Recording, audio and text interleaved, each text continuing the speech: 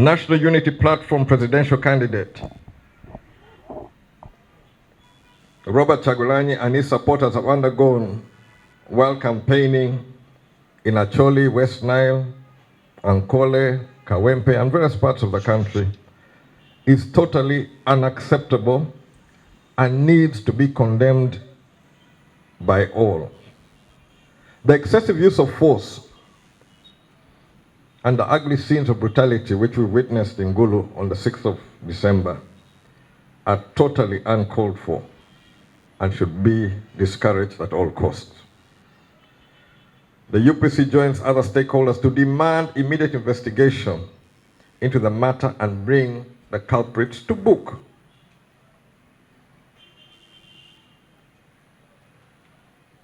As UPC, we continue to reiterate that the army should be withdrawn from elections. And the police role should be to keep law and order as defined in the law and by the guidance given by the Electoral Commission. In other words, they have no business in trying to determine the outcome. The party observes with great concern the emergence of shadowy groups, some calling themselves ghetto youth, who are exhibiting violent behavior, sometimes in plain view of those who should be maintaining law and order. And this is something which I personally must condemn, because in the election I want everybody to feel free to go and vote. There are those who have sat on their vote for years. An election is where all of us as a country should be able to come together and vote. These people running around clobbering others discourage the silent majority. But it's time for the silent majority also to come up and speak. Let their voices be heard.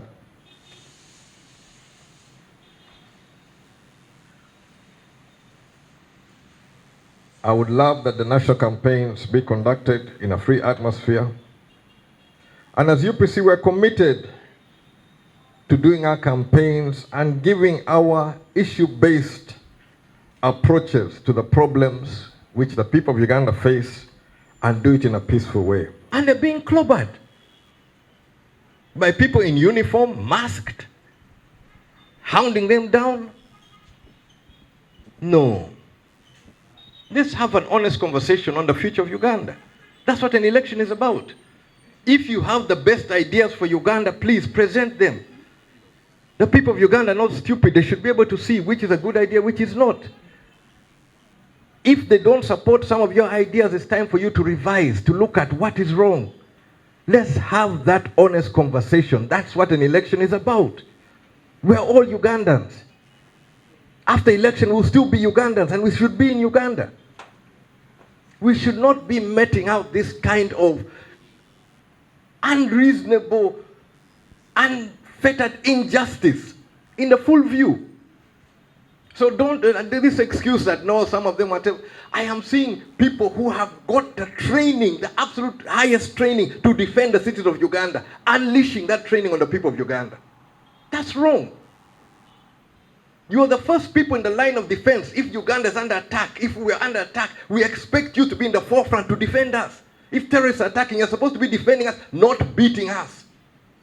That's why you're trained. That's why you have those arms. That's why you have the uniform. Not to intimidate your fellow citizens. At the end of the day, your children will go to the same schools. They'll go to the same hospitals where there's no drugs. So let us be honest with each other. It's wrong. And let's accept it. It is wrong. It will never be right. However you want to couch it, they're doing this, they're doing that. No, it's wrong. It's as simple as that. Wrong is wrong. Things will pass and things will go back to normal. As far as I'm concerned, we are beyond normal. We need to address the questions of where we're going as a country. And if we don't address them now, when are we going to address them? There are questions, if you don't address, they will come to you. You can try to push it under the rug, but we need to address, is this country working for all its citizens? I say definitely not. An election is the time where we have that conversation. We talk about how can we improve the services available? How do you improve health? How do you give a promise to the next generation that they'll be able to succeed? How do you give hope to the young people that they'll be able to raise their families? And Uganda is going to be the prosperous country they dream about or hope for. That is what we do in sharing our vision. More important than even some of the promises which are made is a vision which people can attach themselves to, which can live by. Those are promises of an election. This, what we're going through in Uganda, is a farce. Some of us are only sticking in because there's no better alternative. The alternative is worse. If you don't do anything, it is worse. So you have to be engaged. You know it is not fair, but you still have to be engaged. You know your candidates are going to be mistreated, but you're still there to push through. That any little hope or gleam of hope which you give, you think it is going to make a difference. That's why we remain engaged. Not that we believe in the nonsense which we're going through. Fairness, there's no fairness in this election. There's not been fairness. Will I disengage? No, I will not. With every breath I have, I'm going to try my level best to hope for that better Uganda and use every strength I have for fighting for that Uganda. But there are people who don't seem to care. They think they can hold on to something which is disenfranchising the majority. And these people are less than 1%. They don't believe that the people of Uganda will wake up one day and realize that they're being exploited, they're being mistreated, on the dreams or the benefits for others are not the citizens of Uganda.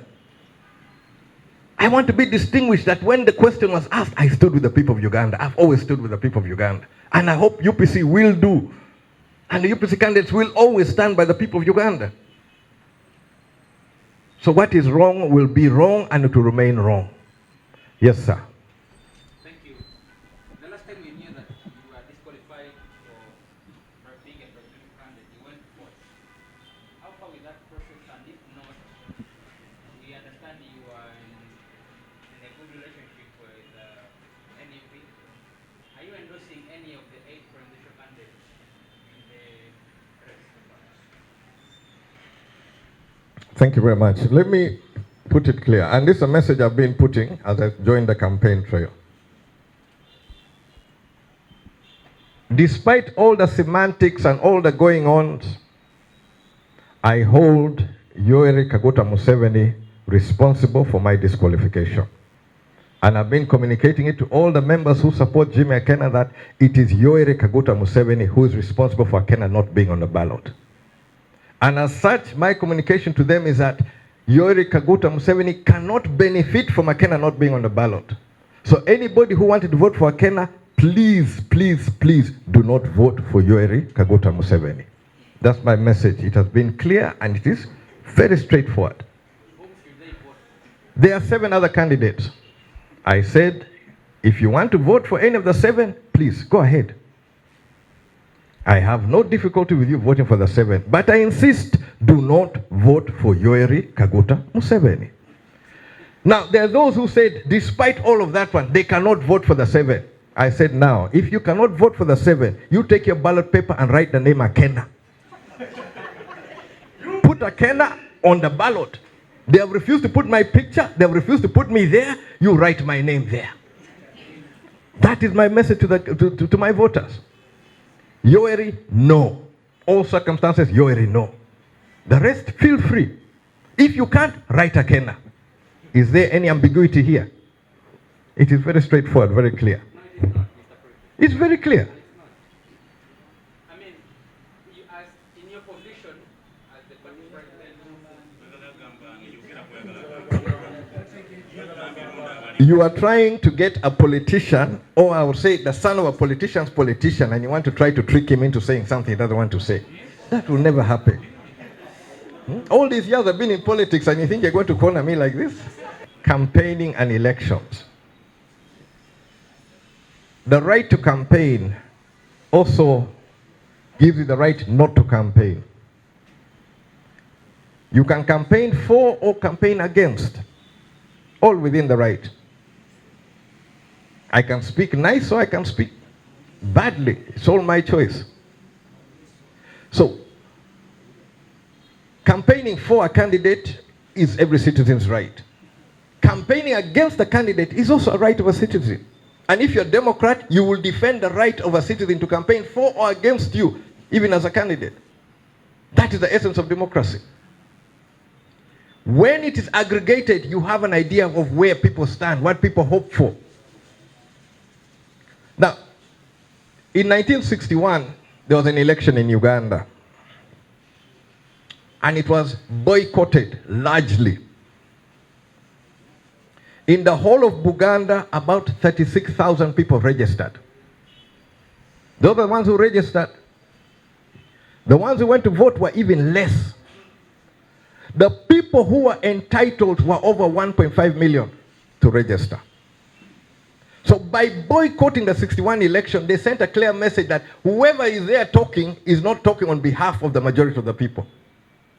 So even if you write the name Akena and you get, I'm expecting more than 20,000, because at the time when the registration and interference came in UPC, we had registered 451,000 in our grassroots structure in the areas where we had conducted the grassroots election. My target would have been at least well over 1 million, 1.5 million, but by July of this year, we had crossed 450,000 in our book. So definitely we expect far more than that one. If you're saying, writing Akena, it will send a message that Akena is not somebody who's just talking from out of the air. He has a base. He has support. And what they're doing by disqualifying me is to try to dismiss me in the conversation of the transition of tomorrow. That Akena is not there. Akena has no base. Who is Akena? By writing my name, you're telling them that Akena does have a base. You can ignore him at your own peril. And there are people who are running around saying this. My message is very clear. You're either with me or against me. I will meet you on the ground. In this election, I'm going to the ground. I'm going to be campaigning. If Akena has no influence, ignore him. After all, the election will pass. If Akena can influence the ground, beware. Akena is not your average run-of-the-mill person who doesn't know what the hell is going on in politics. What is going on, and to excuse me for the language which I'm going to use, is bullshit. It's absolute bullshit. You call this election? No, it's bullshit. But we have to stick for the people of Uganda.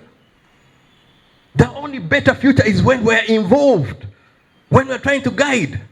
But as far as the election is concerned, no, this is not an election. We go through the motions, but it's not an election. Uganda People's Congress, in the wake of the wanton political violence being meted out on various candidates, especially in the opposition political circles, amid the 2026 campaigns, and those involved in breaking the law and undermining the democratic electoral processes needed to recognize that it has been an uphill struggle over a period of years where the Uganda People's Congress took a center stage, initially opposing the no-party democracy, all the way through the movement system. And UPC had been in the forefront in the struggle for multi-party politics. And we cherish the spirit of multi-party politics.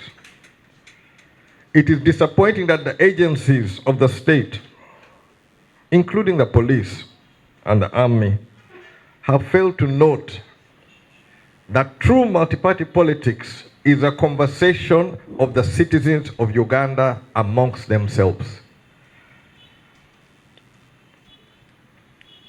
In every election cycle, be it 2006, 2011, 2016, 2021,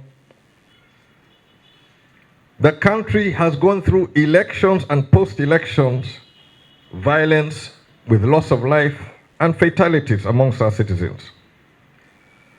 This is most unfortunate, and it undermines the whole essence of the rule of law, constitutionalism, the freedom of association, the freedom of assembly, freedom of expression, and democracy. The 2016 electoral reforms by the Supreme Court and subsequent proposals by political parties and civil society that ought to harmonize our democratic processes have been deliberately ignored each and every election cycle. So the presence of the army and police with their high-handedness on civilians raises a lot of concern on the electoral process.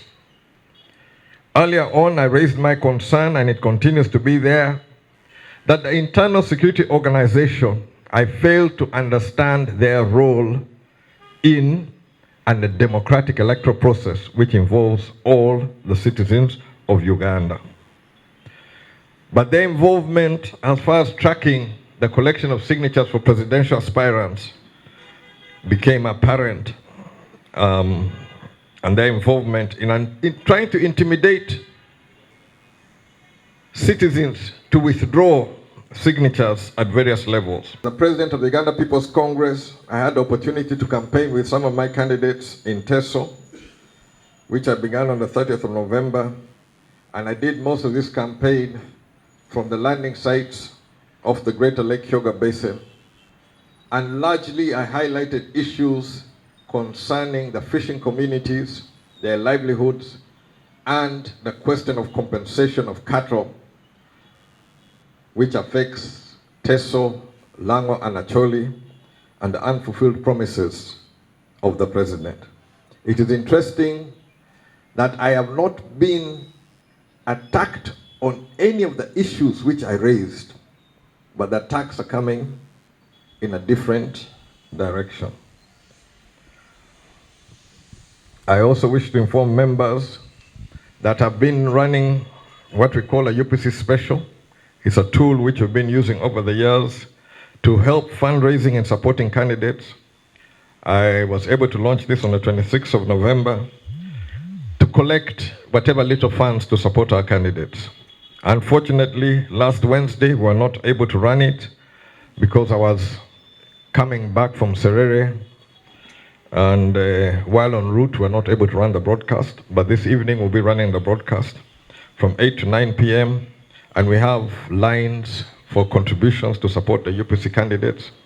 These are in the name of the Jimmy Akena Foundation. We have an MTN Momo line, which is 723-036, and an Airtel number, which is 4397653. All this support goes towards the candidates.